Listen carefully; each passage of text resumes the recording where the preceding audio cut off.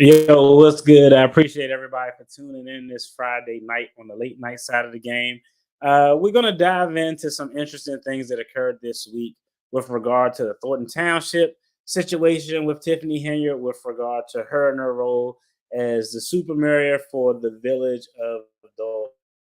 As always, my name is Marcus. I'm the Debt Free Dad. Here we do attorney reactions to current events, trending news, finance, content, anything that's just interesting and kind of catches the eye or people have an interest in. If you find some value in this content, I definitely invite you to hit the like button, subscribe, share, bell notification, comment, interact. Good, bad, it is what it is. I respect it all. And I always like to throw out the disclaimer: licensed attorney, not your attorney, not legal financial advice.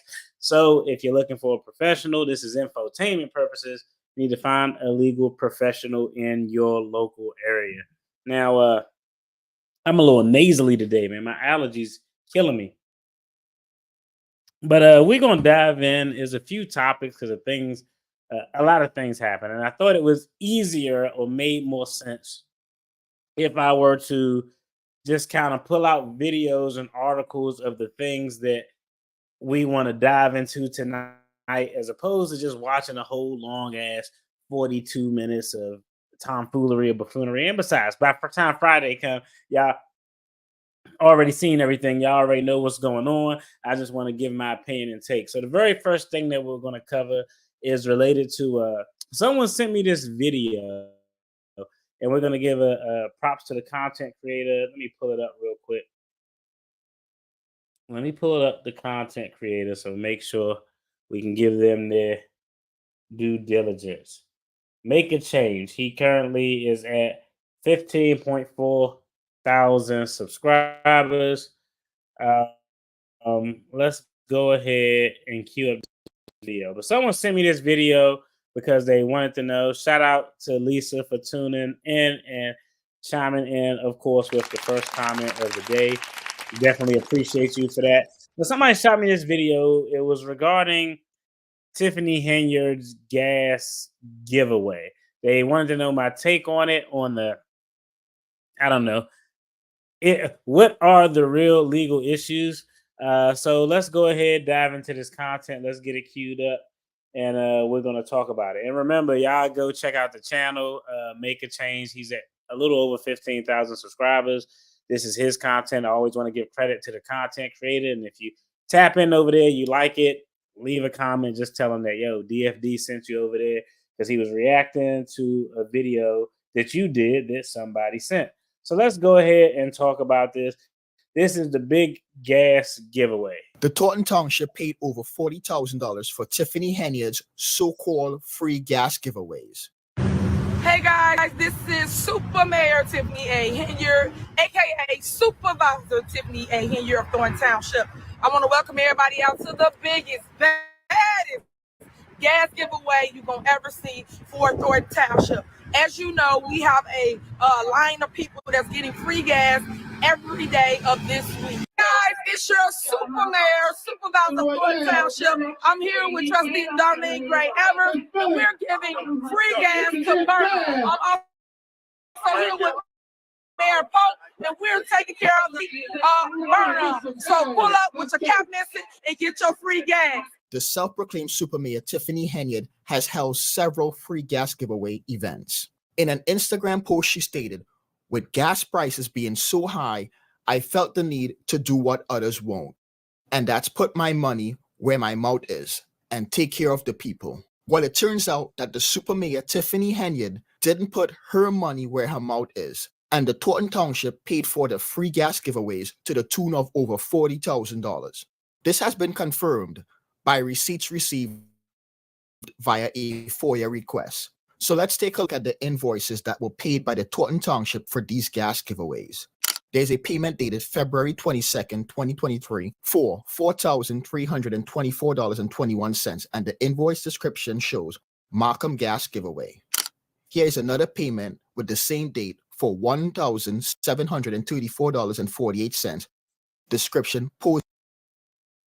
All right, real quick, before we even finish this, I don't want to talk too much in between the videos. I'm trying to get better at that because your boy like to talk is what I do for a living. But right now, just looking at this, my thoughts is, what's the problem? Like, okay, if my council member wanted to have a free haircut giveaway for kids who are in school, high school, middle school, elementary school, the barbers may do it for free, but most times they're going to get some compensation or supplemented funds from the council members' financial war chest. So this is normal. There's no way, like, if I'm doing a gas giveaway as a mayor, is the gas expected to come out of my personal money? Like, no. Like, so far, I don't see an issue with it. I'm doing gas giveaways. I'm not paying for it. It's going to be paid for by the city or the municipality that I represent. Now, the question is that giveaway done in accordance with the law? That's a completely different question. But as far as right now, she's, excuse me, doing the gas giveaway, and $42,000 was charged to the municipality. It could not be an issue so long as the method to complete those payments were done in accordance with the law. That's what all politicians do. Book bag giveaway. Sometimes it's donations, but other times it's used with funds that are allocated for certain community events, and those funds would be used for the free gas giveaway or something like that. So, so far, I don't see anything majorly wrong with it. I'm giving away free gas. I'm using funds for the municipality to give gas to the people in the municipality. The only question is, are these funds essentially earmarked for such services? And if so, it's probably not going to be an issue. Now, I will tell you, I didn't do a deep dive, so I'm pretty sure if there was a gas giveaway, those funds probably were not earmarked for constituent services, is normally what they call it. But if it is, not that really big of a deal. Shout out to Common Sense too. I appreciate you for being an outstanding moderator. A salute to you. Thank you so much. All right, let's go and finish up this video. Was in gas giveaway. Here is another payment dated February 22nd, 2023 for $2,970.60. Dixmoor gas giveaway. Here is another one. Riverdale gas giveaway payment. And just looking at these receipts, I'm assuming that this is, well, it could be a mix, but these receipts are related to her role as the Thornton Township supervisor. So these gas giveaways presumably should be benefiting persons who live in municipalities that fall within the parameters of the township. Now, that may or may not be true, because there's some interplay between cards and purchases associated with this budget being used for services and constituent who should be in Block A and vice versa. But that's what it looked like just from the bill receipts we're looking at. For $5,938.74. Here's another payment dated 3/15/2023 for $5,587.46. All normal. Calumet City gas giveaway. There's another payment that was made on March 15, 2023 for $5,817.47. And the invoice description just says gas giveaway. Here's another payment that was also made on March 15th for $8,913.72 for Dalton gas giveaway. Here's a payment that was made on April 11 of 2023 for $7,440.06 for free gas. There's a payment that was made on August 16th, 2023 for $4,497.08. So that's a total of $47,223.82 that was paid by the Thornton Township for these free gas giveaways. So far, so good. I'm assuming the funds are earmarked for constituent services. If they are, this is not a problem. Politicians, the government don't give away anything that's free because they don't have any money. The money that the government has is your money and my money. It's our money, the taxpayer monies. Now, if this isn't earmarked for constituent services, it could be an issue, even though the law and most budgets do allow for funds to be reallocated from one particular category to another. Also, keep in mind that the payments we just looked at were only for 2023. But Tiffany Henyard also conducted these gas giveaways in 2022. So there's a strong possibility that the amount of money that the township paid towards these gas giveaways is even greater. These gas giveaways are no different than the $1 million giveaway that Tiffany Henyard announced back in February. The new scrutiny as the controversial South Suburban mayor announces a $1 million giveaway on Facebook. $1 million giveaway. Do you know anything about? Now, this was absolutely crazy. I I don't know. Okay, gas not an issue. Probably could be money allocated from one part of the budget moved to constituent services. That could be a question, but honestly, that's not a tough hurdle to get around. Reallocating money from the budget to do something else. It happens all the time. A $1 million giveaway sounds wild. It sounds illegal. It sounds like it could be a campaign finance violation. The gas could be a campaign finance violation, depending on how it's marketed and presented. But so far, didn't hear anything that would cause it to be that. This $1 million giveaway, crazy work. Like, I feel fairly confident that this is like 99.7% illegal, and you can't just give away $1 million. And y'all let me know. I don't know. I'm pretty sure nobody got the $1 million, and if they did, it probably was a family member. But yeah, this sounds wild as hell.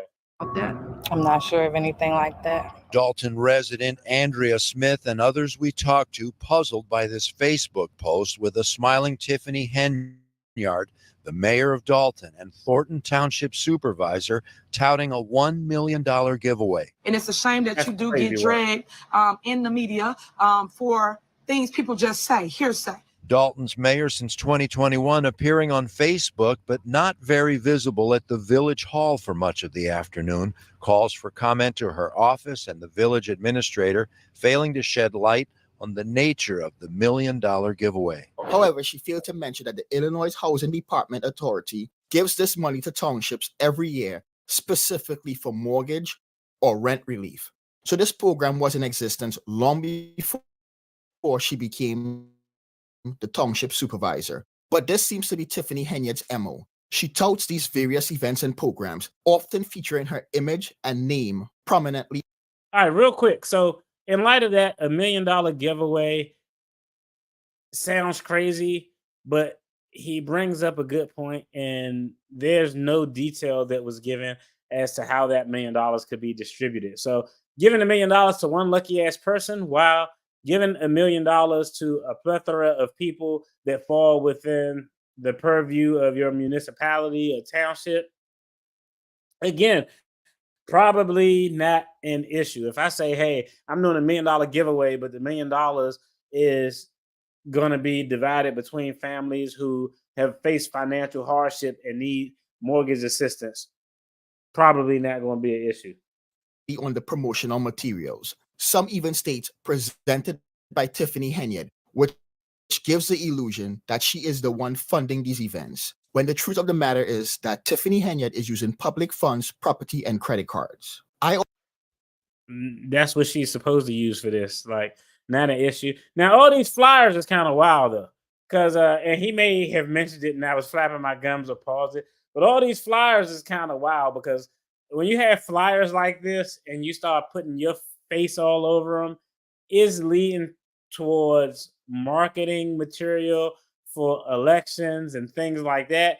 Now it's taking that pivot towards, hey, are these campaign finance violations? Are you using the funds to essentially solicit goodwill, potential votes in favor for your campaign? This marketing material definitely leads to that. So that's, of all of this, using taxpayer money to pay for gas, $1 million giveaway that's not expressly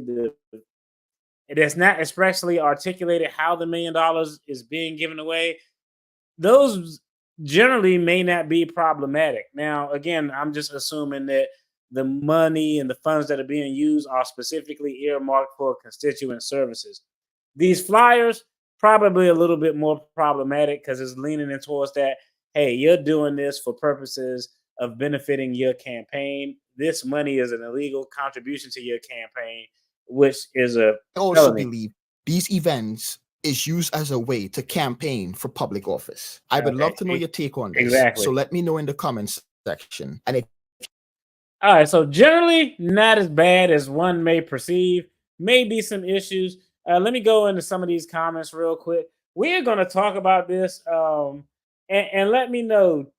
Chime in. Let me know what was the loophole that was used. Okay, I actually was going to do a video and just title it "I was wrong." It's going to be a picture of me like holding my head down in shame and despair because I literally got on like earlier this week or maybe late last week, whatever, it said, yo, it's no way she's gonna do something to violate that protective order in light of what the judge said. That would just be ridiculous and stupid.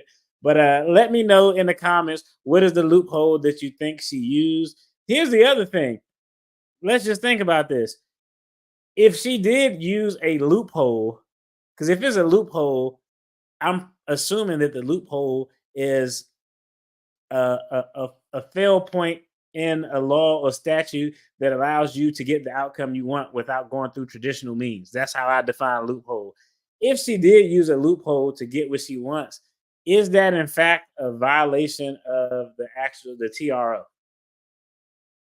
But let me know what you think in the comments. We're gonna dive into that one next since you just brought it up.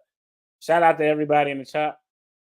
Was the gas given to all residents or a small portion of the gas with the other portions to benefit Tiffany? Now, that's a good question. I actually thought of that because $42,000 in gas is a lot of gas. Are there enough people in the township to satisfy that? Absolutely, of course. But we don't know how much of that funds were diverted. We don't know how much of that funds were like, yo, I'm giving away free gas. Everybody who fall in my 23andMe profile, all my family members, y'all pull up so y'all can get some of this gas. The other thing too is if I were to do something like that, you would probably have to have a mechanism in place to verify that persons are in fact residents of the municipality that these constituent funds are supposed to be benefiting. So you probably would need to like do an ID check or something like that. But I do think that is an actual good point. It is a possibility that, I mean, hey, knowing with what we're dealing with, that's definitely a fair point. Those funds could have been diverted. Those funds could have been, I mean, you could get real slick when it comes to gas. As somebody who used to dabble in the freight brokerage business for big rigs, like gas scams are a big deal. People will get gas and like one thing, and I'm not saying this happened, but one thing that essentially could have happened is, hey, y'all come here and fill up, and y'all getting gas for half price. You fill up somebody, and you charge the county. Why that just cut on? That's weird as hell.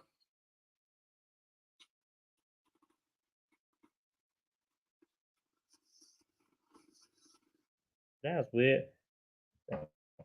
YouTube just stopped playing on my phone for no reason. But one finesse you commonly see with gas, with things like this, is hey, I'll fill you up and you just pay me half of the price or something like that. So there are opportunities for scams and finesses.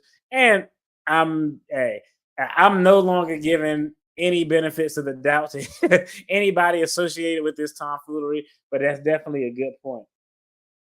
Is she going to different gas stations? If not, does she get a kickback to her campaign? Um, that could be possible.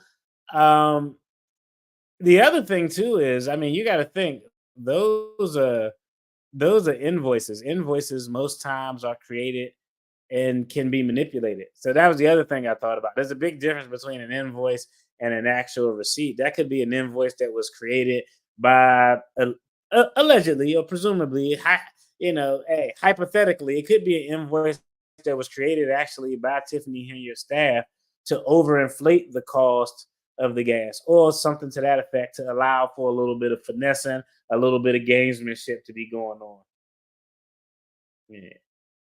It's crazy to give a gas station voice at that. I do agree with that statement. I think generally it it is crazy to give a gas station $47,000 of taxpayer money. These gas giveaways look like they were over the course of several years, 2022, 2023, and going into 2024. Still a lot of money to be given away in gas. I've never seen a constituent services budget that was that high for an isolated event. Normally, if it's $50,000, that $50,000 is going to be allocated towards the book bag giveaway, the summer barbecue, the event for seniors. So I do agree with that. $47,000 is actually kind of wild. No, she followed the ordinance regardless of the loophole. I agree. That's the nature of loopholes. The whole point of loopholes is so people could take advantage of them and not, in fact, violate the law. So I definitely agree. We about to dive into that next. Let me get through a few more comments. She could have gave the money to a friend. The money could have went anywhere because there's an invoice, and I could go to Staples and buy an invoice book right now, or create an invoice on a Word document and make it look like funds were legitimately used for one thing when in fact those funds actually went somewhere else. What's going on, pretty eyes? I appreciate you tuning in as well. Like her loophole when she spent $15,000 and then breaks it up into 3 invoices to stay under the $5,000 limit. Yeah, hey, loopholes are made to be finessed, used. Yeah. For every gallon, she gets $2 per gallon markup. Hey, that's a possibility. Could have happened as well. Seems self-serving. Everything she does seems self-serving. Let's see. I'm taking the middle. All right, let's go ahead. Now, this is where I'm going to say that I was wrong. Now, I'm not even going to. I think this is an article. Let me see. I think this is an article. Surreal. I got so many tabs open.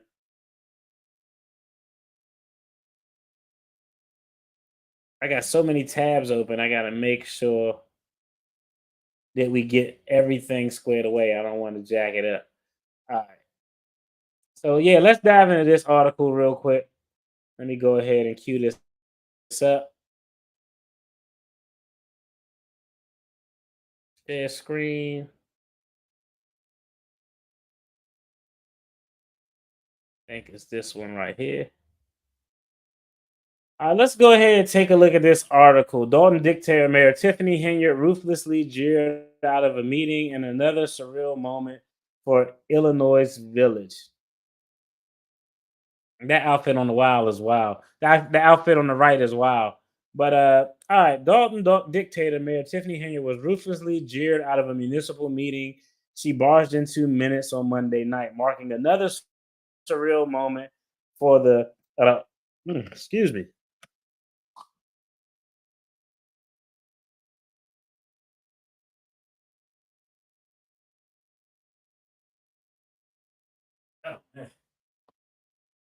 Oh, my bad. Your boy took some sinus medication. Now it's all just kind of flushing out. All right. Where are we at? The self-proclaimed super mayor arrived at the board meeting organized by sparring trustees an hour late, and when she tried to speak, the embattled poll was mocked, booed, and shouted out. I'm the mayor of the village of Dalton, Henyard said dramatically before a chorus of jeers rained down on her. Hold on, respect, guys, respect, she said as the commotion continued. Let me make my statement or I'm going to leave your illegal meeting. But attendees, and we're going to talk about the 2 meetings and the lawsuit, but attendees didn't seem to care as they continued to shout at her after she rose to her feet, pressed the microphone on the table, and delivered an ill-fated speech. Some residents even turned their back on her, the Chicago Tribune reported. She said she was there to mark a trio of appointments to fill vacancies, but after 7 futile minutes, she ended up leaving. Okay, let's talk about this right here because literally, I don't know. Yeah, okay. DFD can say when he is wrong, even if it's begrudgingly, but I was completely wrong. I thought that she wouldn't even bring up these appointments and try to do another appointment after the whole, I guess, lip service that the judge provided. Long story short, recap, Tiffany Henyard tried to appoint essentially 3 persons in her role as the mayor of the village of Dalton. 2 roles. She tried to appoint an acting chief of police. She tried to appoint a new village administrator, and I can't remember what the third person was offhand. But she tried to make these appointments. As we all know, these appointments with any municipality, any state, city, local, federal level, the executive makes the appointment. Essentially, the Senate, the committee, the trustees, the council, they have to vote to allow that confirmation of that appointment so that appointment can take over the position and start filling the duties. She made the appointments, and there were never any confirmation by the trustees. So what did the trustees do? They finally got their shit together and came up with an idea that was smart, that we gave them credit for. They filed a temporary restraining order. The judge actually did his job and looked and said, yo, you can't make these appointments unilaterally without them being confirmed by the trustees. So, hey, he temporary restraining order in place to halt all those appointments. In true fashion, what happened? These appointees still try to show up. They try to assume their positions. They try to go to the police department and assume command. So it ends up going back to court, and the judge is like, yo, tell your people to stop showing up. If you try to do anything else, I'm going to hold you in contempt for violating this temporary restraining order put in place to hold these illegal appointments. Well, I saw that and thought, man, this is probably the closest that she's ever been to actually being in contempt or having a real threat of custody. So I gave her 60 days. I had no reason. I said it, and y'all got on me in the comments. Y'all was like, yo, stop wearing a cape. Don't be Captain Sabo. But I was like, no. I said, this is actual not only just a threat of potentially being in contempt, but you could actually go to jail for something like this if you're in front of the wrong judge. Now, I did say the judge looked a little soft because he had a chance to knock her over the head and didn't. But I said at least 60 days. She wouldn't do anything on the appointment side of the game because that would be crazy. I don't even think she's that crazy. I think it was like 4 days, 3 days. So, hey, shout out to me for being completely wrong. That's funny. The girls are waiting on her in prison. That's the third position. Thanks. I appreciate that common sense. It was a new attorney, the chief of police, and the village administrator. But I was completely wrong. I thought for certain, I don't know, that it would be a 60 days where she didn't touch the appointments, considering that the restraining order, the judge admonishing her, it was so new. And I was like, oh, she might actually get, she might actually go, a week or so, 2-3 days. She's not going to make another appointment. But a few days later, she made an appointment. So, hey, shout out to me for being wrong as hell. She said she was there to make a trio of appointments to fill vacancies, but after 7 futile minutes, she ended up leaving. Now, the question is, I guess the legal question is that an actual violation of the temporary restraining order? The temporary restraining order is like, yo, and we went through it. I think we actually pulled it up and read the argument that they made for the temporary restraining order. But essentially, it said you can't do anything on the appointment side of the game. Chill out. And this says, she said she was there to make a trio of appointments to fill vacancies, but after several futile minutes, she ended up leaving. I don't know, and I haven't watched the video. I just read the article. Hold, let me see.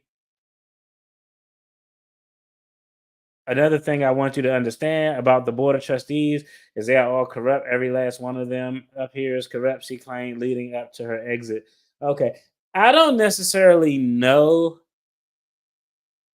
It could be. I know y'all hate, like, dude, give an answer. it could be considered a violation, but I'm probably going to err on the side of no. For a few reasons. One, I think the fact that she was booed out and she ultimately made an exit was just something that worked out to her favor.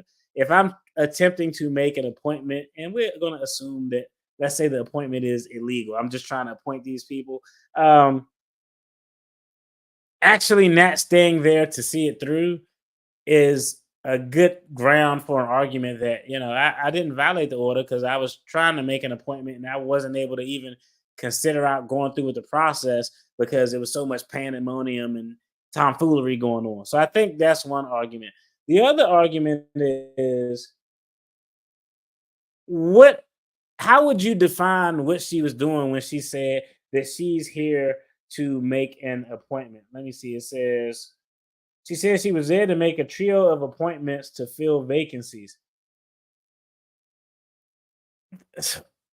I don't know if that in and of itself, just based on that language, how it's written in this article, would be a violation of the TRO. Because let's say I'm the president, right? And I want to I just won an election. I want to take out the U.S. attorney because I don't like how he do business. I want to get my own. Hey, I got a homeboy I went to school with. He gonna be the next United States attorney. If I go forward and say, hey, I want to appoint Tom Smith for attorney general, and I put Tom Smith up there. He's the United States U.S. attorney running all the DOJ. That necessarily in and of itself, just because I say I'm trying to appoint these people, that doesn't mean I'm necessarily trying to circumvent Congress's power to actually confirm that appointment. So I think the wording here can go either way. If I step up and say, yo, I'm here to appoint these 3 people, and they ask me, oh, you violated the temporary restraint, because I saw a video I clipped on the news where they were all giving high fives and shit.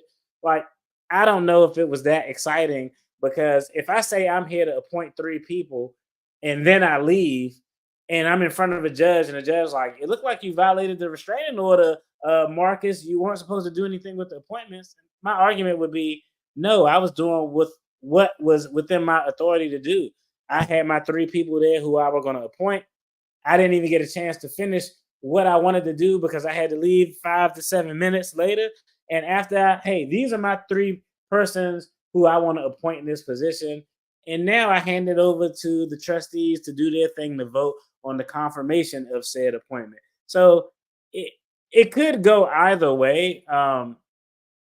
I think the facts just around what she said, how she left 5 to 7 minutes after saying that, I think it probably will lean a little bit more towards, I don't know. If I were a judge, I wouldn't necessarily find that with those facts a violation of the temporary restraining order. And I'm gonna just be honest. I feel like the judge had her dead to rights the first time and he didn't take the opportunity. So he's probably going to give her leverage, because I personally don't think that I think the judge wants to do his job, but I also think that the judge doesn't want to necessarily get caught up in this shit show of events that just happen to be going on.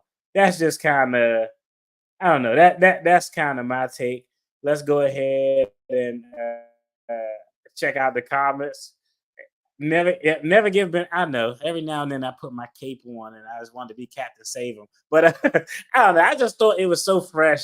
I was like, this can't happen. But hey, you're right, Lisa. I was goofy. Is it illegal for Tiffany to give residents 100% of their property taxes back without board approval? I don't know how that.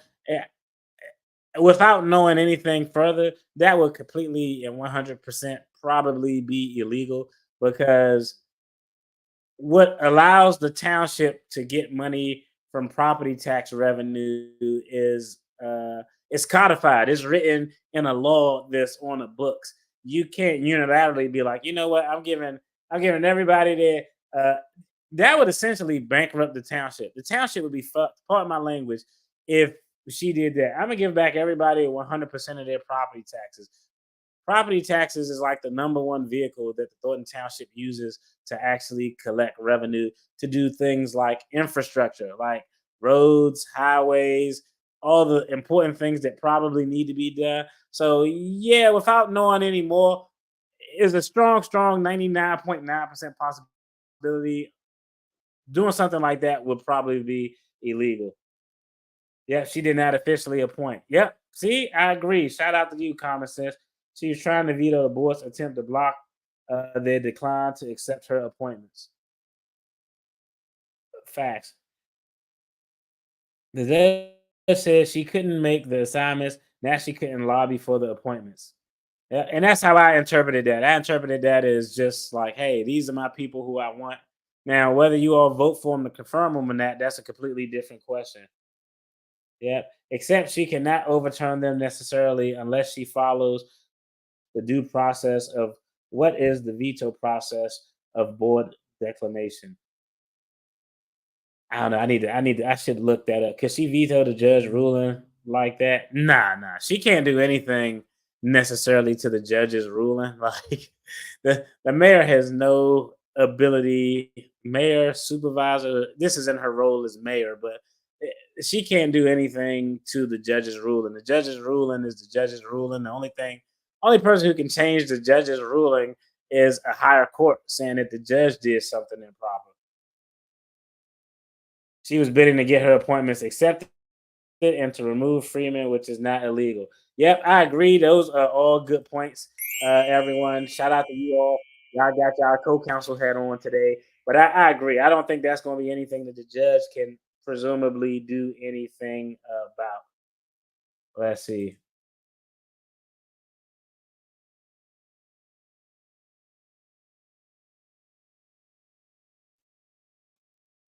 I agree. What is going on? Okay, my shit froze up a little bit. That was weird. Okay, as long as she followed the process of the order, then it's not a violation. Hanya asked for a vote on her appointments, but the trustee said it wasn't on the agenda.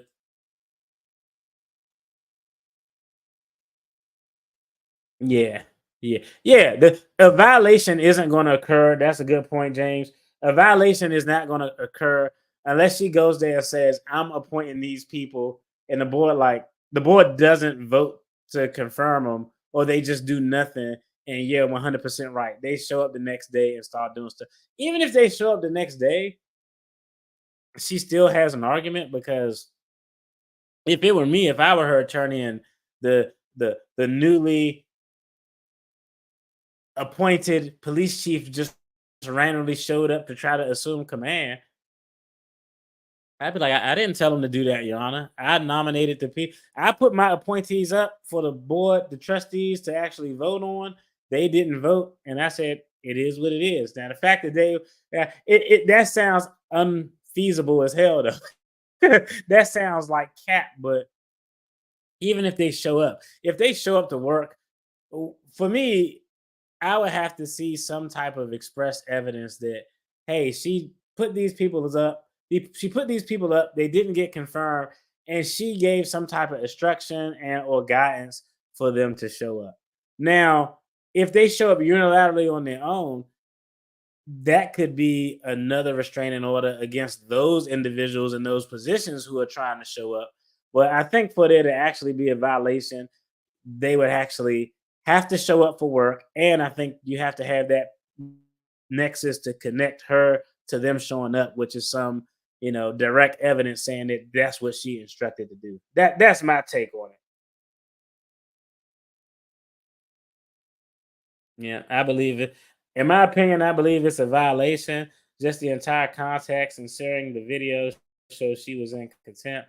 She started off by having a woman attorney seated. Like, I mean, it's fair. I can see an argument for both sides, but I don't think that the argument for either it was contempt or it wasn't contempt, it's all going to boil down to how does the judge interpret what she was trying to do? And the only evidence of what she was trying to do is going to be what she says during that contempt hearing. And if she just went up there, she might be this, she could absolutely be this foolish and ridiculous to go up there in a contempt hearing and say, I just wanted to appoint my people because they need to be in that seat no matter what. That's crazy. But I don't think, I'd be shocked. She has enough attorneys around her. I don't know how they're getting paid. I have issues and don't know in what capacity they're representing her for what. But she has enough attorneys around her to know if she has to go to a contempt hearing, she got to pull the card of, hey, I was just appointing my people And by appointment, I mean that, hey, these are the people I want you to vote for a nomination on.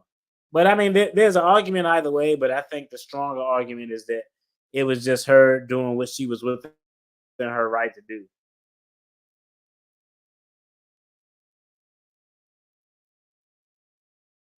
And then when they showed up the next day, they were on payroll.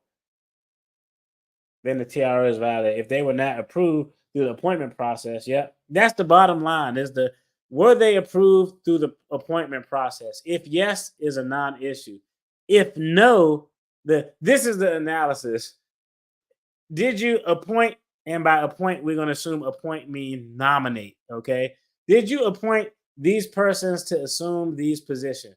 Yes. The next question is, did the board of trustees actually vote to confirm these people? Yes. If they voted yes, no issue. If they voted and they voted no, or they didn't vote, the next question is, did these people actually show up to work to try to assume the roles that you nominated / appointed them for? If the answer is yes, the nexus is going to be, did they show up under your instruction? That's it. For me, you have to have that nexus of her giving some type of instruction or communication. And I think that would be hard to find unless she just was stupid enough to get on the stand and expressly say that.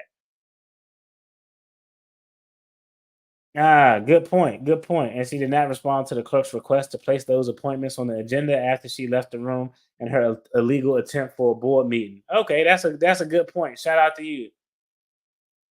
The way she phrased it, she said she intended to place it on the agenda. It was campaigning. Look what I am willing to do, but it's not my fault if the board blocks it. Yeah, and a lot of this is all interpretation. We all interpret.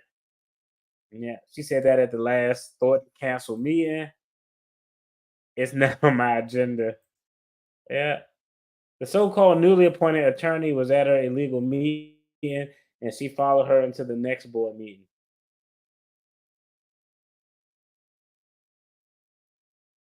I believe the papers included both the chief and Mr. Dots. I agree. Yep, they were. All right, let's go ahead and let's see. Do we even need to dive deeper in that article? Because I only think I needed that article for that limited purpose. The outfit is just cracking me up. Yeah. We can split out of that article. But yeah, shout out to you all. Shout out to me for being completely wrong, thinking she wouldn't do something that could give the appearance of a violation. She did it within 48 hours of me saying that. But I don't think it's a violation. I don't think they'll have that nexus there. And as long as these guys aren't trying to show up to work to do their job and they don't have that nexus connecting her to them showing up, I think she's going to be good to go. And like I said, the judge, I don't know. He's given, he likes to bark. His bark is louder and more intense than any biting that he could possibly do. All right, next up, we got a video because this is on competing meetings and the actual lawsuit that was filed. And I think this is a video. So let me go ahead and cue it up. Man, I got so much going on. Let's see. Watch later.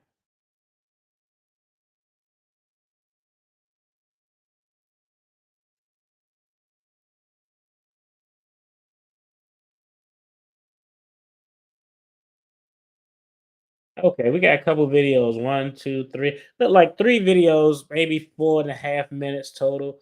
So let me go ahead and cue this next video up so we can dive into the next subjects. Share.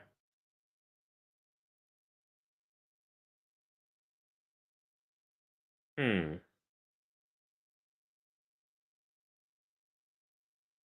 way she rolled up in there was hilarious too. New here at 10, some new drama in Dalton. There were dueling village meetings tonight, one held by Mayor Tiffany Henyard, the other by a majority of Dalton trustees in a separate location. And NBC5's Regina Waldrop was there reporting that the trustees tonight got a surprise visitor. 2 agendas, 2 meetings in different locations. It was a little confusing for some residents, but the meeting here at Village Hall canceled after a few minutes because they didn't have a quorum. In Dalton Monday night, competing village board meetings. I want to thank my 2 trustees, Trustee Andrew Holmes and Trustee Stan Brown, for showing up. At Village Hall, Mayor Tiffany Henyard, 2 trustees and some department heads, the meeting canceled. As you can see, the board did not show up, and these are the things that the residents are tired of. When we sit here and we set a schedule to attend a board meeting, their jobs as legislative council to show up. Meanwhile, at Dalton's Fieldhouse, a majority of trustees and about 24 residents. Then drama when Henyard shows up at that meeting. Just to be clear, since y'all bring all that in, just to be crystal clear, I am here to appoint my police chief, my village.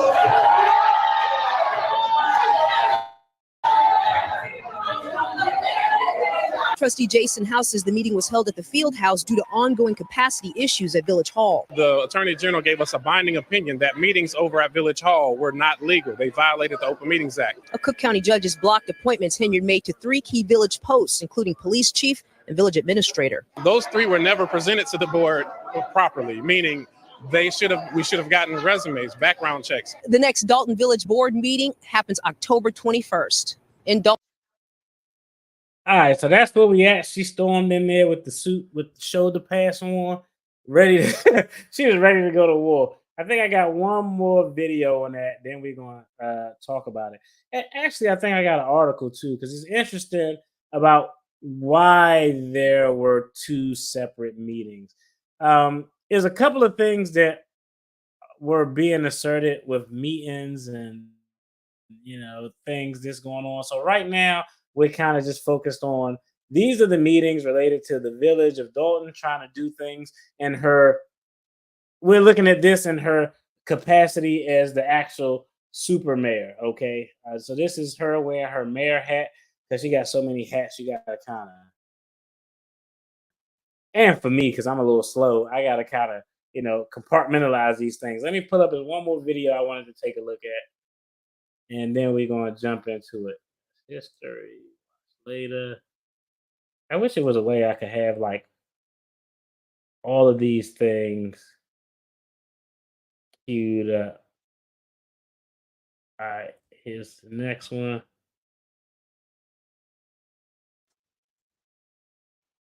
All right, so let's go and get this.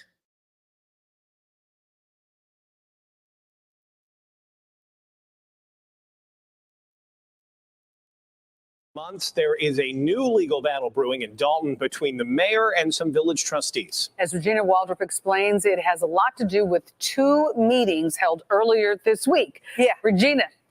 2 village board meetings, one held at Village Hall, one held at a park district. And now there's a lawsuit, and I talked to the attorneys for both sides. Competing village board meetings now at the center of a lawsuit. Dalton Mayor Tiffany Henyard, trustees Andrew Holmes and Stan Brown say this Monday night meeting at the Park District was illegal. Max Solomon is their attorney. We believe strongly that she got a lot of attorneys, yo. that meeting was improperly called and improperly held. The residents of Dalton were confused. The meeting held at Village Hall that night canceled for a lack of a quorum. When Tiffany Henyard showed up at the Park District, she got heckled. Trustee Jason House told NBC5 the meeting was held at the Park District because of Open Meeting Act violations. The village recently cited by the Attorney General's office for failing to make meetings convenient or open to the public. Residents have often complained about limited seating and barricades at those meetings. The mayor took steps to correct those things that the Attorney General required. And so we believe that for that reason, the meeting was supposed to have been here. And if it wasn't going to be here, there were steps that could have been taken. The lawsuit is asking for Village Hall to be named the primary place for village business, and that some of the business conducted at those meetings outside of Village Hall since September 3rd be invalidated. And the people deserve to know where their meetings are going to be.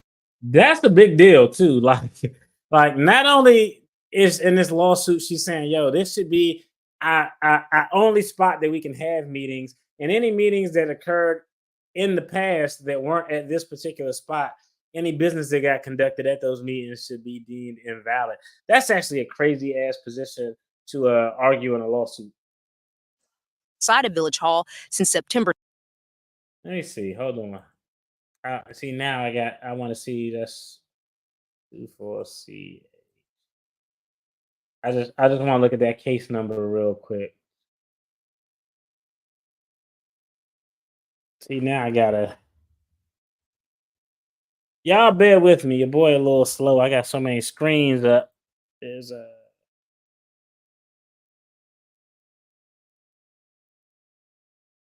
Let's see, 4C.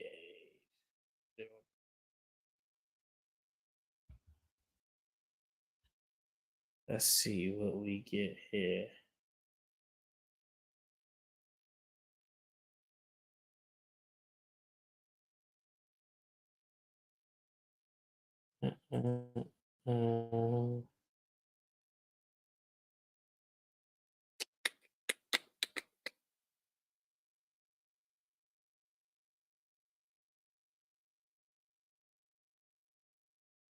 Damn, I can't.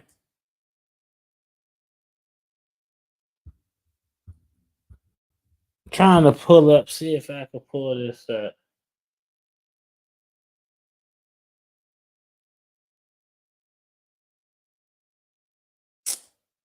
All right, let's go ahead and finish this video. It's a pain in the ass. Like, federal lawsuits is easy to get. These state lawsuits is a pain in the ass to get sometimes. Place for village business, and that some of the business conducted at those meetings outside of Village Hall since September 3rd be invalidated. And the people deserve to know where their meetings are going to be held, one meeting, where it's going to be held, and what's on the agenda. Bert Odelson represents a majority of trustees. He calls the lawsuit frivolous. This lawsuit, on top of all the other lawsuits, is a waste of the taxpayers' money. That's the one thing I agree with. Anytime something happens, they just keep wasting money in court fighting this shit. And all of these attorneys on both sides. When you got the mayor versus the board of trustees, the taxpayers paying for all that fucking litigation costs. This is actually ridiculous. It is ridiculous. Odelson also says the trustees moved the meeting to the Park District to comply with the Attorney General's office. They've moved it to the Park District where it's handicap accessible. 300 people can get in. There's parking. There's no problem.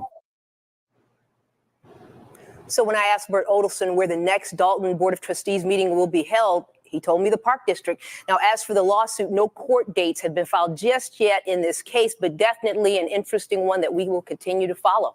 And we know you will, Regina. Yep. This has been. Y'all let me know, what are your initial thoughts just on that lawsuit in general? I mean, what are y'all thoughts on that lawsuit in general?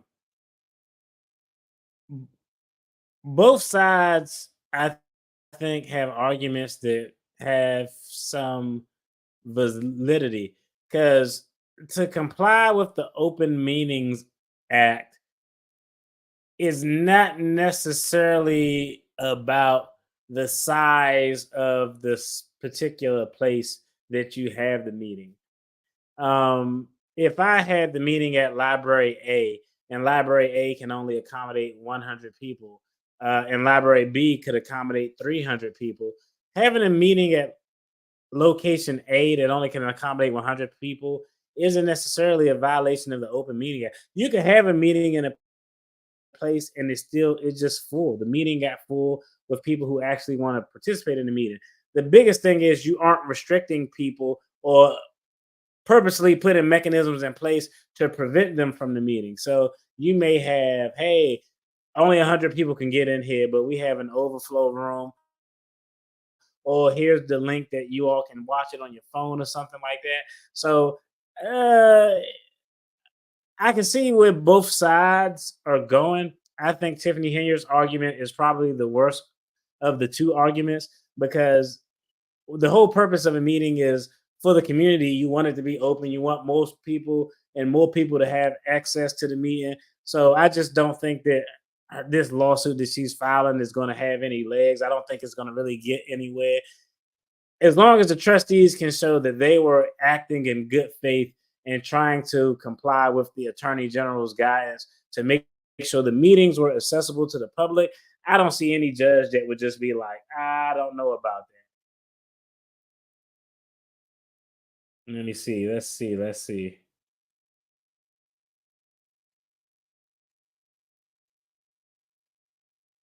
They're trying to get the man. This thing freezing up. They freeze it. Then when done, can you delete the contents folder? Favorite folder for the next? Yep. Ah, okay, okay. I see what you're saying. Marcus, Marcus.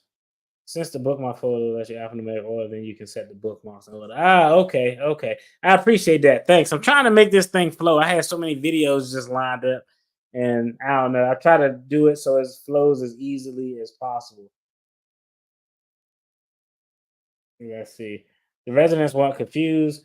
They went there where they were accommodated. They even had fewer seats than normal at the town hall. And I think that's the point. The point is who the judge is going to look at who was acting in good faith. Were you acting in good faith when you moved this meeting to a larger location? Are you acting in good faith when you want to keep this meeting at this location? That's the bottom line of what it's going to boil down to. And I think just from the optics of it, just from looking at what both sides are arguing, and I also think the fact that Tiffany Henyard wants to invalidate any business that occurred at that other location that occurred in the past it's crazy. To me, that's actually a sign that she's not acting in good faith.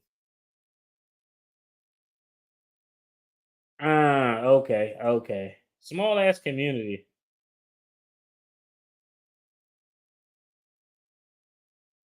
Thank you again.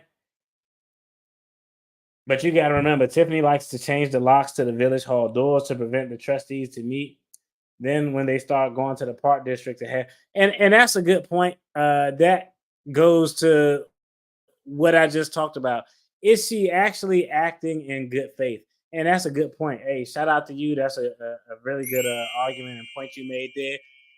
The argument that she's not acting in good faith. Well, Your Honor, she's clearly not acting in good faith because there have been several meetings, date 1, date 2, date 3, date 4, where we actually tried to convene with the quorum of the trustees, and we were actually didn't have the ability to enter. The doors were locked because she authorized the whoever folks to come and lock the door. So I think that's a good argument, and that's a really good point. Shout out to you for that comment.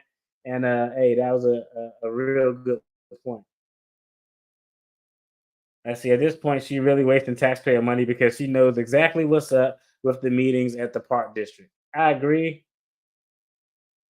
Yep. Good point on that as well. She has followed procedures. She didn't present the trustees with their appointees' resumes, background checks, etc. Now, I don't know. I would have to see. I don't know. I would have to see when and what are the normal industry standards for these type of things? Because I'm assuming that they don't have any policy or process to say they may, but I'm assuming that they don't got this shit in order. That's just what my assumption is. So normally you would think it would be some policy or processes or guidelines that say, hey, at the time when the mayor makes an appointment for person she wants to assume these position, she has to, within a certain time frame, provide the board with this, and this. The board has to convene within a certain amount of days in order to vote on the confirmation of these appointments. Normally, you think it would be something like that, but this is local, small town municipalities.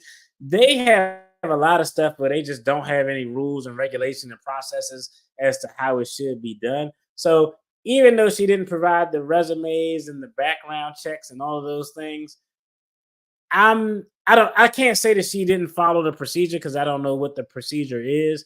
And I'm probably leaning towards they didn't appear to have procedures nailed down to the fine, minute details. And that therein lies the problem, even with stuff related to the spending and the travel. Your processes should have something in place. I know I've seen it all the time where, if you're traveling for purposes of government work, you have to get the most affordable accommodations that you can find. So if I'm flying from here to Cali and going from here to Cali, I want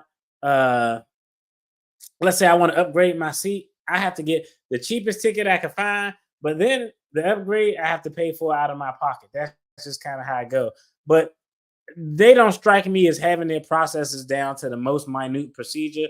So when he says, "Oh, she didn't provide us with resumes and background checks," my first question, and I just not looking this deep because it is what it is, but my first question would be, where in the policies and the procedures, the processes, does it say she has to provide this documentation immediately upon making their presumptive appointments that she wants you all to confirm? Normally there's some time frame in between it. I don't know. I think I don't know. It's all up for it's all up for debate. But I thought that was a good point that you made. It comes down to accommodating size. Otherwise, you can't have monitors in the rooms. And if you are slated for the podium, then you get the primary room first. Yeah, you got to have it like how church used to be back in the day and the kids. You had the primary room where the pastor was getting down at. Then maybe you had an overflow room or something like that. But at the end of the day, I think the actual physical accommodations for the constituents is a factor. And the other factor is just going to be who really was acting in good faith to get this done. And I think Henyard's past behavior, as y'all pointed out in the comments, of physically locking people out of meetings at place A makes a stronger argument that her actions to keep them at place A aren't in good faith with following the AG's guidelines for the Open Meetings Act. So y'all went ahead and put the legal argument together. I'm gonna be honest, the trustees are being petty. They are. Everybody is being petty at this point. Okay, I do agree that the trustees got a little pettiness. I think now it's just who can out petty who. They both are on the. You know what? If you want to be petty, I'm gonna be petty. We're gonna see who can out petty who in these streets. That will be purposely having it where people can't attend, especially if she probably has 100 of her people there. That's another thing. That's another point. That would be actually a hey, we can't say all of her tactics are done. If I know this room can only hold 100 people, and I tell 50 or 60 or 70 of my people to show up, I want to limit the amount of people in that room, and I want to make it look like, from the media side of the game, that I always have a large volume of support. So, shout out to you. That's actually a really good comment and a really good point as well. Let's see. I agree with that. Her pride is so hurt when she loses that it's showing every time she reacts. Stupid is, stupid is as stupid does. Yeah. It seems they may not have conditional factor that you may not have a felony convicted and dismissed from a job position that involves a minor unless legally cleared from alleged activities.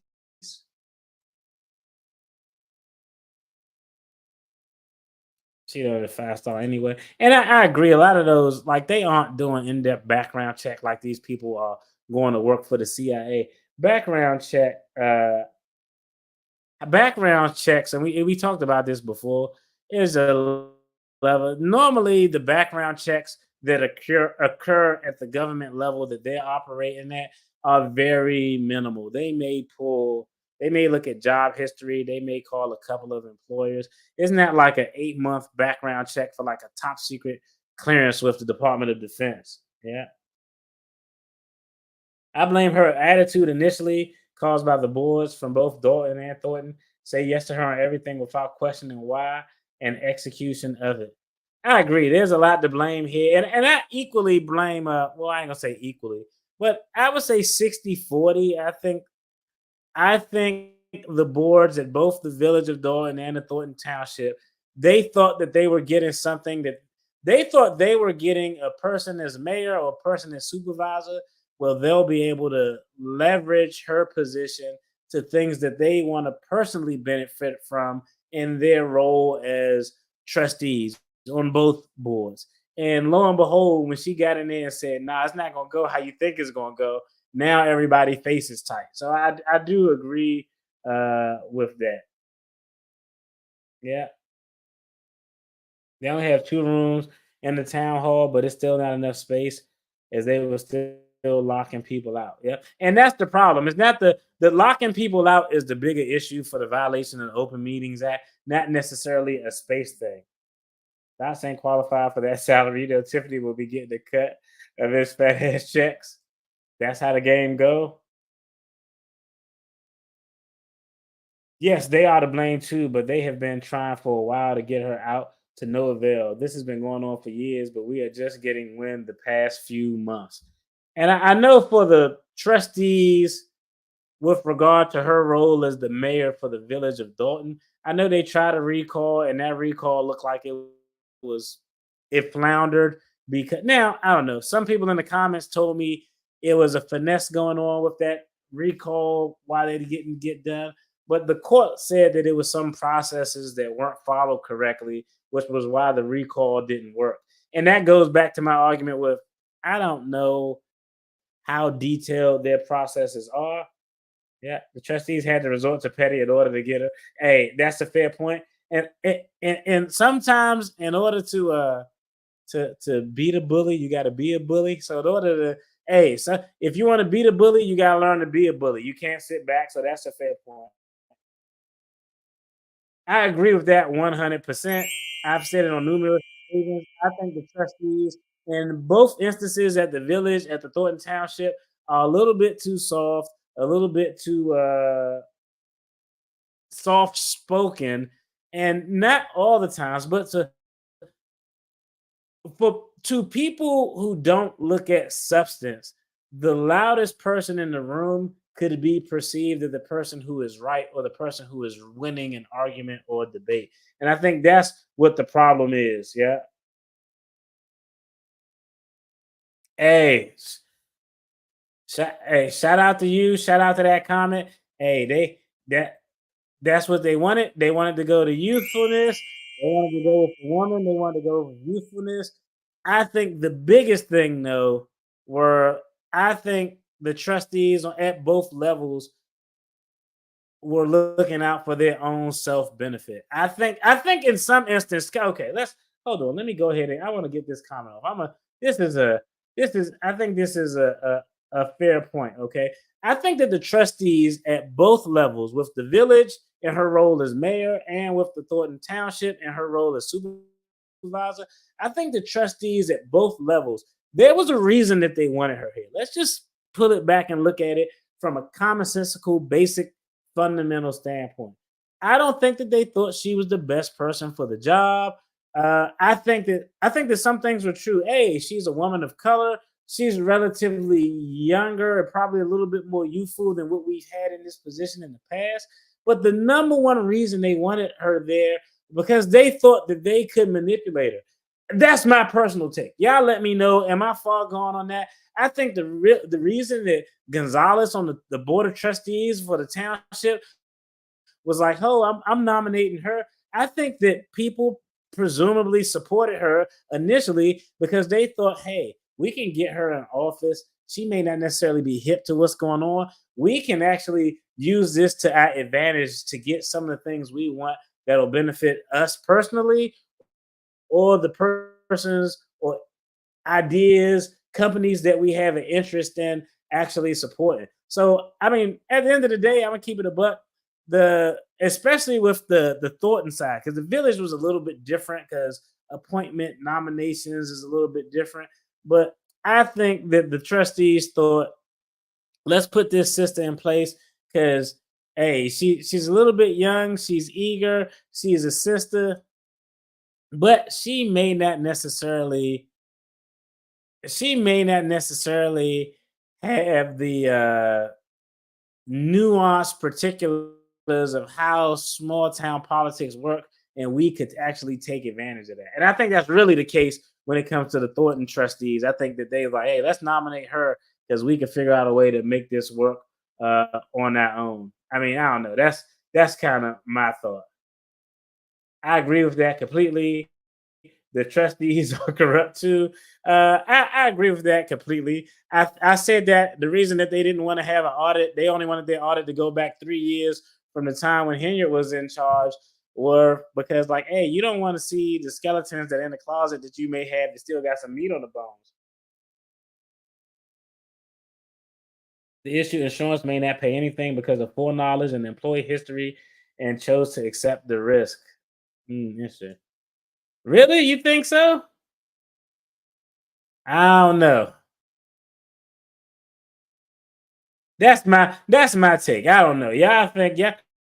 Y'all disagree with that? I think that they thought that they had one like I didn't think that they had any idea that when she got into a position where she had this much power and authority, and I say this all the time, people always give me flack for this, but I think this is a fair bill. I think outside of doing things illegal, you never know what your limits are when you're in a position of power until you push those limits. And that's something that I kind of laughed because I was like, hey, that's one thing that you got to give certain persons credit for. Now you can push those limits to the point where they're illegal and it becomes criminal conduct, but some people are going to push those limits of their power to see how much power they actually have. But yeah, I agree with this comment personally. I think that was the case. I thought that they thought that she would be a little bit weak, and they had an easy one. And lo and behold, she was like, "Nah, fam, this whatever you thought it was, that's not what it's going to be." I agree. I looked at old videos of her as a trustee, and I didn't look at a lot. I probably looked at maybe 7 to 10 videos of her as a trustee. And every video that I watched, and I would just look at random videos, and I'm not saying my position is the right position, but she appeared to be on the correct side of most arguments. Most of her thoughts, ideas, questions to issues were valid, they were lucid, they were clear, they were concise. I mean, like, I'm gonna be honest, I could see how someone could watch her as she operated as a trustee and say, she actually might be good for, this elevated position as mayor or supervisor and trustee.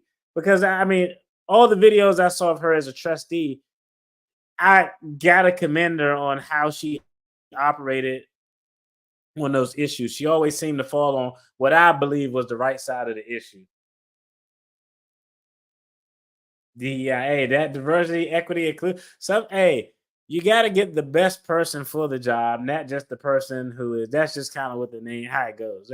You got to get the best person for the job, the best person for the job, presumably. Yep. Those clothes came from the 40,000 spent at Amazon. They need to see where all the packages were delivered that Lori Lightfoot should have had. That should be easy to find too. Isn't that hard to go back and find those money? And she always been hood mouthy. Yeah. Hey, hood mouthy. Sometimes the loudest person in the room is perceived to be the strongest person in the room. Not by people who are looking at it with an educated eye that has some deference, but to some group of people, they like, oh man, he got you because he yelled at you louder. Or he talked about it's like cracking on somebody, joning, ragging on somebody. You know what I mean? Like sometimes people think, "Oh, I'm gonna talk about you louder than you're talking about me," so it'll give the appearance that my jabs at you are actually funnier. When in actuality, they aren't. You know what I mean? What's going on, Lise? Appreciate you tuning in, sis. I think that it was more of a totem gesture more than anything because of woke values, in my opinion. And I said that too. I think it was a little bit of they was like, hey, it's a woman of color who's probably a little bit younger than what we have here. And again, in her role as a trustee, from my observers, they saw her far more than I did. But from the videos I saw of her as a trustee, if you ask me, not if I didn't know anything, like, hey, what would you think of that person if they were the supervisor or the mayor? I would have been like, yo, they always seem to be on the right side of every argument that they're having in their roles as a trustee. So, I can see how somebody fell into that. Yeah. And she turned around and put the blame on Keith, saying she doesn't know anything about being the mayor. So she followed his order. Now that's an argument that's going to be futile and not going to work. If she wasn't so corrupt, she could get it. Man, whatever, man. The corruption is probably what make her attractive to most people. He said she's just so corrupt, like, nah, I couldn't. Yeah, right. Yeah. Yeah, right. You ain't got to lie, man. That's the same thing people say, guys say about Sexy Red. Y'all full of crap.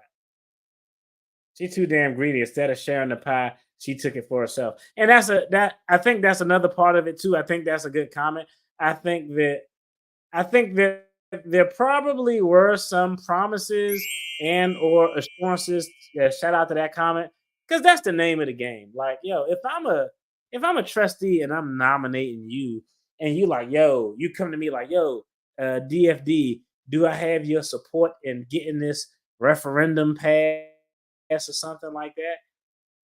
Getting my support is going to come at a price. So there probably were, I'm 100% sure there was some backdoor deals made that they thought they could get. And they thought they could get those deals because they probably thought, like I said, that she was a little naive and they'll be able to use some form of manipulation. And lo and behold, little did they know, she was like, nah. See, I agree completely. Hey, as a trustee, I saw one video where it was like they were using the village gym or community center to have like, it was like raised boom boom room or something like that. But I saw a few videos, and I'm gonna be honest, I was actually impressed with her position and her stance on the matters that were at issue.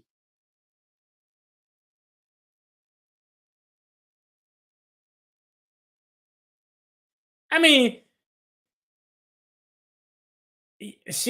that is true. That's a good point. Common sense. That's true. I'm gonna give you a you get a chime for that. That is a good point, but I don't know. And you've probably seen more videos and more of what was going on in this community prior to her assuming these super leadership roles. But I don't know. I think the push that she had for the previous mayor was something that most people would all agree to. Because when she ran on the whole transparency. Like, yo, she literally ran her position when she was going against that mayor and what she pushed him on was what people are pushing her on: a lack of transparency. You're not being transparent. We want transparency. The same thing. So I think that's a good point. It's a fair point, but I mean, I don't know. When it's like one of those things, how can I explain it? Like, all right, I don't know if y'all ever like at any point in your life as a child or adult, if you watch wrestling, sometimes the people who we support more aren't the people who have the belt. It are the people who chasing for the belt because we like to see that chase. And I think that's kind of what we got a little bit of and saw when she served in that role as a trustee. She appeared to be on the right side of a lot of arguments. She would come at the person with the belt, the mayor, for instance, for things that nobody will generally disagree with. Like, yo, we want you to be transparent. What's happening with this money? All the same shit everybody's coming at her for. And so, I feel like it's one of those things like in wrestling, you're like, yo, or you're like, man, I can't wait till they get the belt. And when they finally get the belt, you're like, man, they got the belt and they suck. And that's just kind of what it is. We saw the chase for the title was good because everything seemed right and pure. She was a good guy, so to speak, or a good person. And then she, got the belt and got the title and became a heel. Yeah.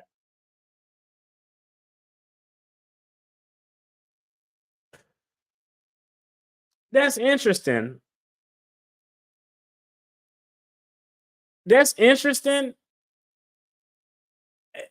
Give me a little bit more on that. I can see where you're going with that, and I I do agree.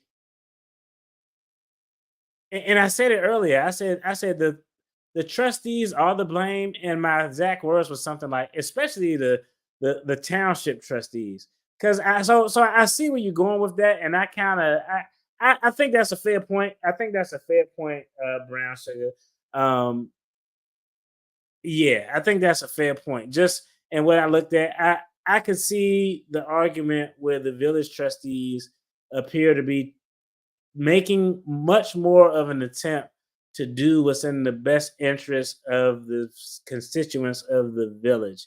So I agree with that point. I definitely agree with that point. Yep, I see a lot of people who probably agree with that point.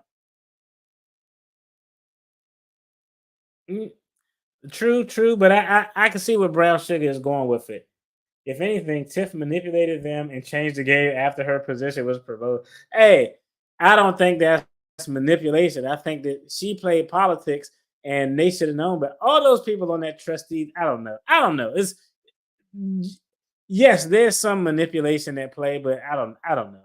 That's it's a good point and it's actually a fair point, but I agree. I could see how that could be true. Multiple things could be true. I think that they thought she was a little naive, and I think that she thought, "Hey, these people think think that I'm naive." Little do they know, I'm gonna push the limits of my authority and power once I get that position and see how far this could go, how far I could push the button. So I agree with that. And that makes her worse because it represents she is not that stupid as a trustee. It means she knows full well her action as mayor and supervisor. I agree with that as well. That is a great point, common sense. That's the whole reason why her argument that she's trying to blame a lot of things on, Keith Freeman or somebody who's a subordinate to her isn't going to hold muster or isn't going to, it's not going to pass the smell test because you can't blame it on these people because you've been involved in government, in these local government, in this municipality for years. Yeah. The Dalton trustees ran on her ticket for mayors. I think they're spending in the beginning is where the flag started to raise, and it was Belcher who was calling her out in the beginning. Good point. I agree. Thornton, the Thornton trustees, the township trustees, do appear worse, in my opinion. They do appear worse. You got some support? Okay. I mean, a little so. Hey, I'm just trying to call it. I'm just trying to call it like I see it. As a trustee, I don't think she was terrible from what I observed. Like I said, I only watched maybe 7 to 10, potentially maybe. I probably watched 7 to 10 hearings as trustee on just random topics. I just went and looked, and I was like, oh, and I didn't go on anybody's YouTube page. I actually went to like the township website and just looked at old stuff because I was like, what the fuck was she doing before we got there? I'm just saying. I'm just saying. I know, right? Oh, I got my cape on. I'm Captain Save him today. Like when I said she probably gonna go 60 days without doing anything that could be perceived as violating the TRO. I know that was. I need a sound effect for when I do some stupid shit. Yeah, yeah. That's funny. Yeah, that's what it is. Yeah, I know I was wrong. So like, I was wrong. She didn't go 30 hours. She maybe went 30 hours. But yeah, yo, shout out to y'all. Y'all right. Y'all right. Hey, I got my cape on. Let me stop trying to be Captain Saver. The last video I wanted to talk about before we chime out of here is I actually did a video on this, and it talked about why the Thornton Township trustees didn't show to the meeting for their concern of safety. And the overall topic was, yo, is this a legitimate concern or is it bull BS because there's a little bit of gamesmanship? I think most people in the comments of that video, and I kind of fell on the line that I think it's a little bit of both. I think that there are legitimate security concerns, considering that, hey, we know that Henyard apparently has a goon for hire squad that may kind of intimidate people. The security who is present in these things is lackluster at best. So I think there are legitimate security concerns. Not to mention that it seemed like each week this shit just elevates and get more and more buffoonery. More and more buffoonery occurs as these things each week. So I definitely think there's legitimate concerns, but I also think that there's some gamesmanship where like, yo, we aren't going to show up because if we don't show up, there's no quorum and nothing can actually get done. But this is something that I didn't see until after I filmed that video, so I thought this would be a good article to bring up. And I know y'all already in the loop because as co-counsel, y'all like the lead attorney. I'm y'all co-counsel. But this is from the Lansing Journal, and I go there often to get some of the content here. Thornton Township, let me make sure I pull up. Thornton Township trustee Carmen Carlisle explains the meeting cancellation.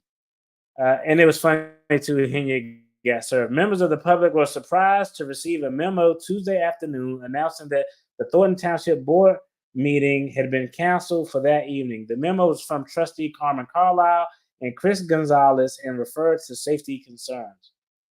We regret to inform the public and media that there will not be a quorum at tonight's scheduled board meeting for the 10/8/24 session. This decision follows unresolved safety concerns that were raised at the 9/24/24 meeting regarding the safety of residents, staff, and officials. Despite numerous attempts to address these issues, blah, blah, blah, with the supervisor's office, we have yet to receive a response regarding the safety plan that is essential for ensuring a secure environment for all attendees. It is our priority to make informed decisions that prioritize the well-being of our community. We will announce the new date for the rescheduled meeting. I'm laughing because y'all calling me soft. I always think about stuff like 10 minutes after it happens, so ignore me. We will announce a new date for the rescheduled meeting. Thank you for your understanding as we work to ensure the safety for everyone involved. The memo was shared via email and social media on Tuesday afternoon. Supervisor Henyard did convene a meeting at Thornton Township headquarters anyway and used the opportunity to share her own message with the crowd at or about 6:40 p.m. A private investigator who was in attendance raised his hand to say, "I'm a private investigator. I have this envelope that says Super Mayor inside. I have it from the United States District Court for the Northern District of Illinois to you, and it's both personal and in your role as mayor. Thank you so much. You've been served." And Reality Check TV, shout out to them.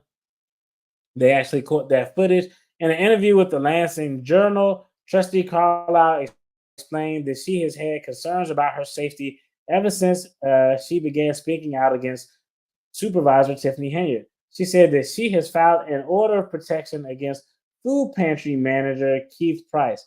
Keiths get it's shout out to the Keiths out there in the village and in the Thornton Township, because y'all be getting hit over the head.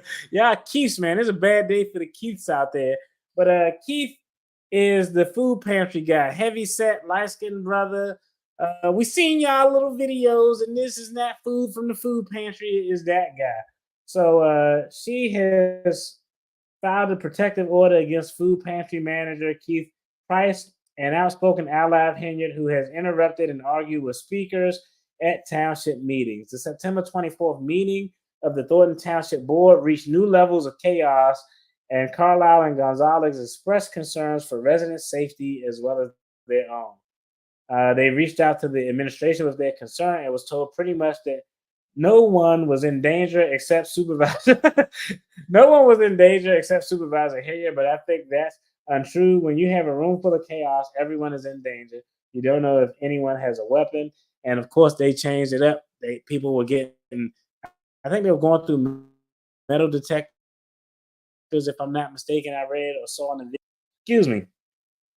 Carlisle asked the administration to reach out to the firm that provides security guards at the township meeting and asked them to put together a safety plan. She is unsure if the security firm was ever contacted. Now, okay, we're going to talk about this, right? And I don't know. I may go through, let me see, unfinished business, meeting agenda, budgeting bills. We're not going to dive into that. It's getting late. But let's just talk about this real quick, okay? They got private security pulling security at these board meetings, right? Now, I'm going to go ahead and tell y'all, like back in the day in the past life, before I was I'm all on the wrong side looking at the camera. Before I was a counselor at law, DFD had some wild jobs. I tell everybody on the channel, I was in a multi-level marketing when I was like 18. I thought it was the greatest idea in the world. And I was selling prepaid legal that I was like, wait a minute, this shit sucks. This don't make no sense. But at one point, your boy was top flight security, okay? At one point, your boy was top flight security. I was in undergrad at the time. So I was maybe 19 or something. I think top flight security is funny. I think I did prepaid legal that I was like, this shit sucks. Then I moved to top flight security. And so I found it interesting that she reached out to the firm who performs security to come up with a security plan. Y'all let me know. I looked at the video of the guy who does security, the big heavyset brother who was there. They don't look like they were armed security. I didn't see in the video at the angle that he was at. I didn't see where they had a holster on. It doesn't appear if they're armed that they are armed security. Yo, y'all let me know. Are they armed security or not? But it doesn't appear that they aren't armed. That they are unarmed security. Unarmed security is not going to have a plan. When I was doing security, I wish somebody would have came in there and posed an immediate, imminent threat to myself or another patron. Like, no, bro, I'm not about to die for this $15 an hour job to come up with a detailed security plan to stop somebody who actually may be a real legitimate goon. So I just don't think that they were going to get the relief that they were looking for from a security firm that appears to me from the videos I saw. I looked at a couple of videos where security in those same uniforms were there, and it appeared to be some type of unarmed security. That's my personal thought. I just don't think that they're gonna get the satisfaction that they're looking for or the warm and fuzzies unless it's like some type of municipality law enforcement. But if it's private security, I mean, they're gonna take steps. But I don't know. Is it over? Do y'all think over or under on a fight occurring at one of these meetings before Christmas? Y'all let me know what y'all think. Shout out to you all. Let me get through these comments real quick. All right. I can see Thornton with the issue of the one-sided of Carlisle until Carlisle realized she was about to be in serious weeds on the legal front. Yeah, she got out.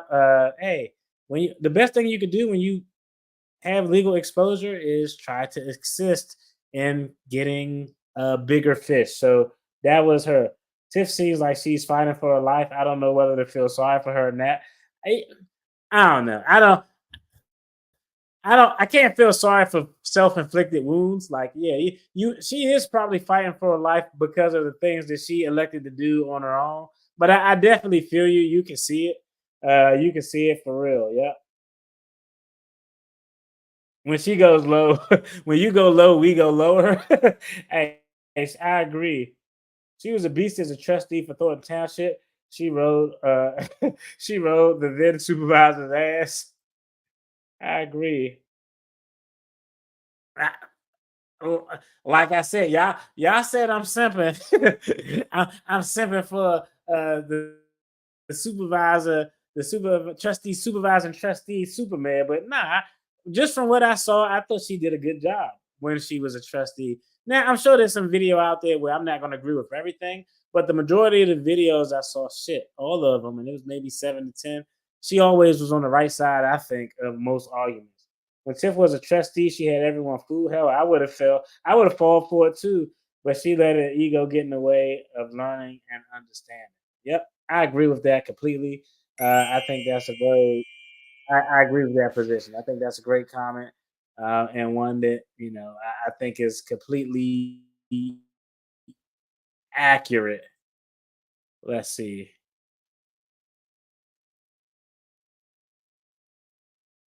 Let's see. Let's see what else we want to get in here before we get out of here. Let's see. Well, she spiraled. She is not reelected and still isn't in jail. That's an actual interesting point. That's actually, hey, shout out to you. That's a good comment for a video. What is next for Tiffany Henyard if she isn't in custody, but she doesn't retain her position as mayor or the supervisor and trustee? Because generally, let's say you're a good mayor. If you're a good mayor and you just lose your election, but people generally don't look at you, or you just step down. Normally, after people serve in the role of a mayor, the next thing that they do is they normally go into consulting because they had the inside scoop, the inside bead with the city. They know how the government contracts work. They still have fresh contacts. Normally, when you leave a position, your contacts are good for like 3 to 5 years, is where they say that those contacts still last. So normally, you think her transition, she's not reelected or she doesn't have a role as supervisor and trustee. You think she would transition into some consultant thing. But the issue with that is I don't think she has the juice to be a consultant. And I think that she burnt so many bridges. Like, I honestly don't know what she would do next. I can't. Do you think she could actually win a seat? If she's not the supervisor and trustee, you think people would actually had like nominate her and want her to serve as a trustee with either the township or the village? I don't, I think if she's not in custody and she doesn't win her seats, I think her days in local elections are probably done for the foreseeable future. And so the next question on that is what is her skill set? What is her skill set? What can she do? Like, I don't know. She did the burger thing. Those burgers didn't look great. She's been a public servant for a while.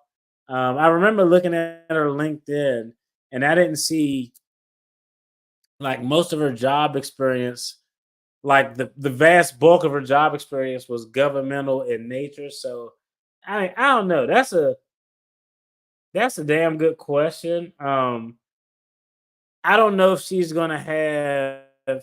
What could Tiffany Henyard do? Y'all let me know. What could Tiffany Henyard do if she's not this? If she's not in an elected or appointed position with the government, where she could actually make a salary that's comparable to the salary that she's pulling in now? I don't know. I don't have a clue. I can't call it. Y'all let me know what y'all think. But that's actually a good choice of discussion. I think it's going to be a spiral for sure. I don't think she has a skill set. She doesn't appear to have a skill set, or she doesn't appear to have cultivated the relationships to leave out of a government role and go into private practice, or do something in the private sector and pull in a salary that's equivalent to or comparable to what she was getting. And if the money not right, everything else not going to be right. So I don't know. That's kind of crazy. I think it was both. I think it was both, JT. I think it was they thought she was naive, and I thought that like, yo, hey, she a woman, she a sister, she kind of youthful. All of this will look good. It'll be different, and I think that they didn't know what they were getting themselves in for. I think she is spiraling now because she is legitimately afraid she is not getting reelected. I think she thinks she did no wrong. That's possible. People believe their own truths.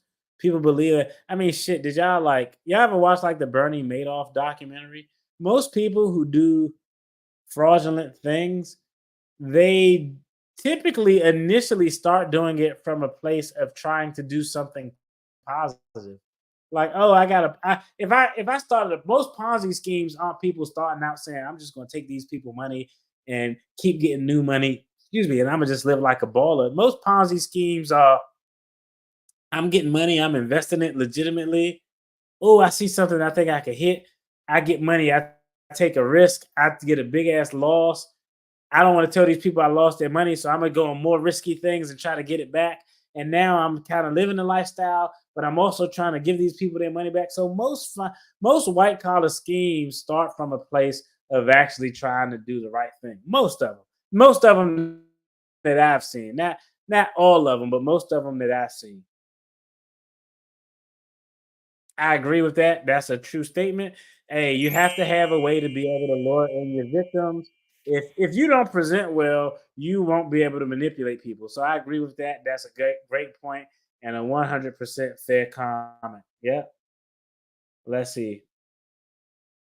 Her constant and battle attack statements at every meeting is representative of her spiraling.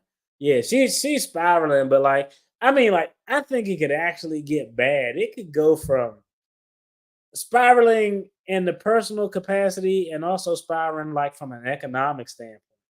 It's like if she's not in custody, excuse me, the stress from it, the stress that she's going to be wearing, and like I just don't know. I literally, honestly, can't think of what could Tiffany Henyard do that's not in government where she can make $250,000 a year.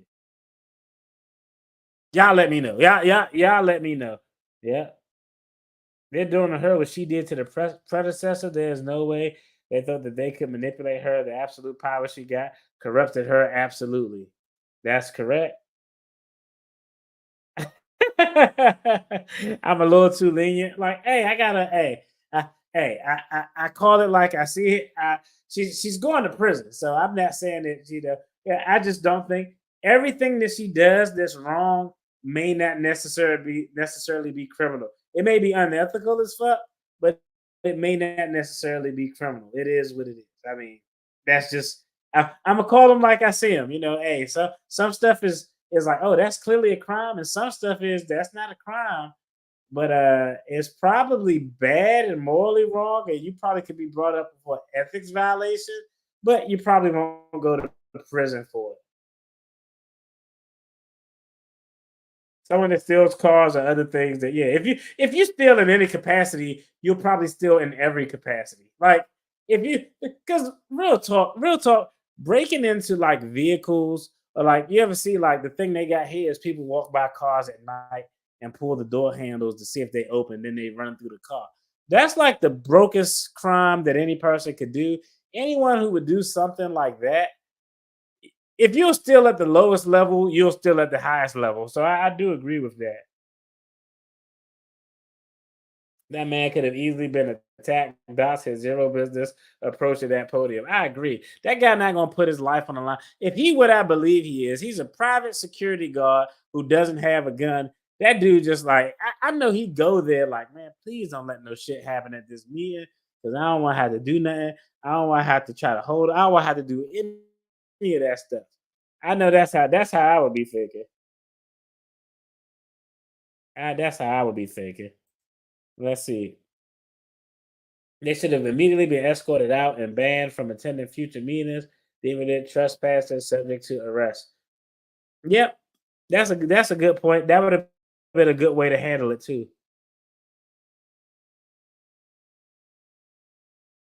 The problem is that she is spending taxpayer money and reporting that she is funding it. It is misuse of public funds. I agree with that. That's an obvious crime. Or the misuse of taxpayer funds for things that could be considered campaigning. So, like, yeah, there are some things that are absolute crimes that are just easy to see.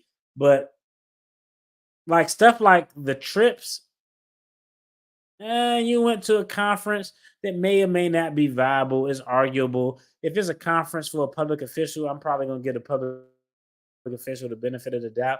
Upgrading your hotel to some luxury shit,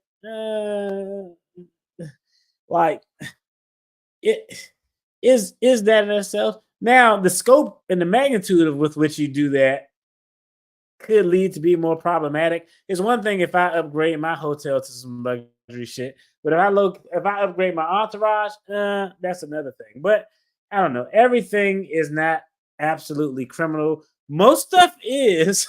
Most stuff that's going on here is, but not absolutely everything.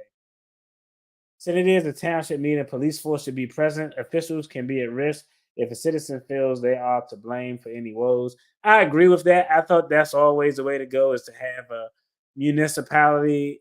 And if it's a township meeting, you have so many different municipalities within the township, you can just alternate and rotate. Because that way, like, I don't know if I was a township trustee.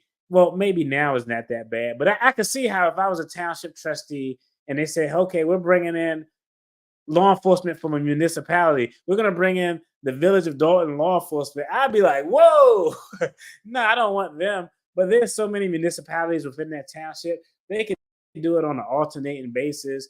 Each municipality within the township is responsible for providing security for these things and do it on a rotating basis so everybody get a turn. There's easy ways to get it done. That's fair. That's fair. That's fair. Good point as well. Good point as well. It means in Dalton is Dalton Police because it's in Dalton. I agree with that.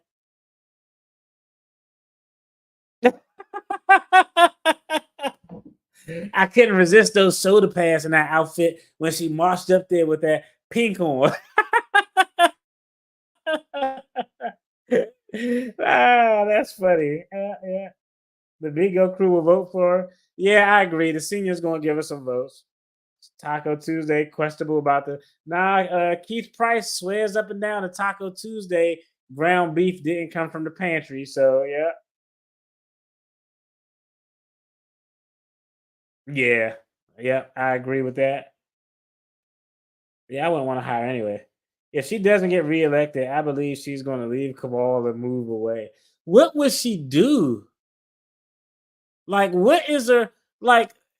Give me a couple of realistic jobs where she could make $150,000 or more in private practice with the skill set that we see her get. I don't think she could do consulting because I just think those bridges are burnt. Like I don't know. The poll, she's going to need rebranding. I'm going to leave this with y'all. Her mentor was Dorothy Bradwell. Look her up in Illinois. Dorothy Brown. I'm gonna check that out. See, she rented her property. She had control of it too. Her mother was kicked the mold everywhere. The current trustees knew she did that before she was elected. Yeah, I remember the moldy situation that was going on. That's a good idea. I do think she has a skill set. Shout out to you. That's a very good point. I do think she has a skill set to be on a reality show that's probably moderately successful for 2 to 3 seasons. That's always like when you say not even the con artist will trust her. I always laugh because people think she has all this money, and I said a money launderer wouldn't even do business with her because she's so sloppy. It's one thing to steal money, but you got to steal money and then launder it to make it look like the money is legitimately obtained. We're gonna see. The spotlight is on Judge Thaddeus. I don't think he has enough to do anything, but we're gonna see. Let's see. Lock her up.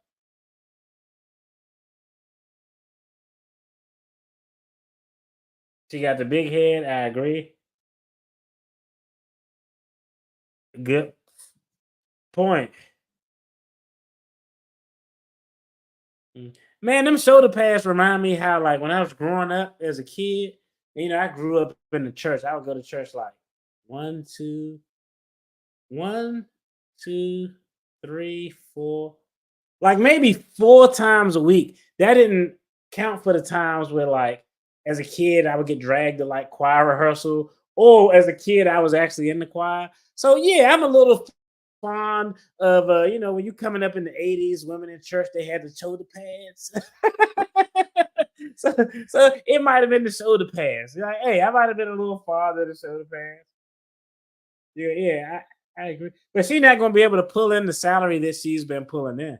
That's why when you talk about spiraling out of control, not only like socially and mentally, but economically, she's going to be screwed. She's going to be screwed economically. Terrible. Well, yo, that's it for this video, man. I wanted to jump on here and cover just kind of all the to-dos and shenanigans and tomfoolery and buffoonery that was going on this week with the super mayor. It's funny, my son came to visit from college, And it's funny now. I understand my mother. Like anytime my mother come over, she has this inherent need to want to do shit. She be like, "Oh, you want me to cook something, or like you want me to straighten up?" And I'm like, "Yo, sit down, just relax, go watch TV, don't do anything." And it's funny because my son came back, and now I'm like, "Yo, you want me to make you steaks?" Like I'm like, "What the fuck am I doing?" Like it's weird, but I guess that's just what parents do. They always want to feel needed by their kids, and as their kids get older, you want to hold on to that need to want to feel needed, and you love them, so you just want to do good shit for them. But yo, shout out to y'all. I'm about to hop off here. Y'all have a good weekend. Be safe. Be blessed. Enjoy the long weekend. Do something productive. Enjoy your family. Enjoy your peace of mind. As always, I say this every Friday going into the weekend. Go Commanders. Y'all be blessed. Peace. That's funny. Your mom's lady, she think you're still lacking in being fed properly. That's a good point. That's a good point. Yeah. While we were still living in Germany. Okay. Oh, shout out to Germany. I miss Germany. Shout out to my folks who are in Babenhausen. Yeah. Y'all have a good one. Be safe, people. Peace. That's dope.